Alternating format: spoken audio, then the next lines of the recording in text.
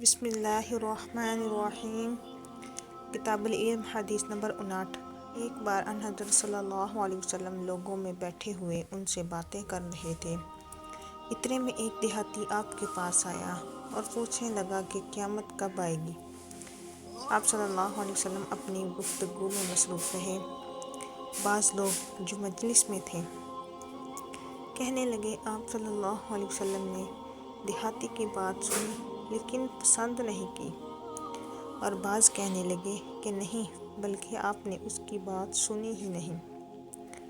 جب آپ اپنی باتیں پوری کر چکے تو میں سمجھتا ہوں کہ آپ صلی اللہ علیہ وسلم نے یوں فرمایا، وہ قیامت کے بارے میں پوچھنے والا کہاں گیا؟ اس دیہاتی نے کہا، حضور، میں موجود ہوں۔ آپ نے فرمایا کہ جب ایمانداری دنیا سے اٹھ جائے تو قیامت قائم ہونے کا انتظار کر۔ اس نے کہا، ایمانداری اٹھنے کا کیا مطلب ہے؟ آپ صلی اللہ علیہ وسلم نے فرمایا کہ جب حکومت کے کاروبار نالائق لوگوں کو سونپ دیے جائیں تو قیامت کا انتظار کر۔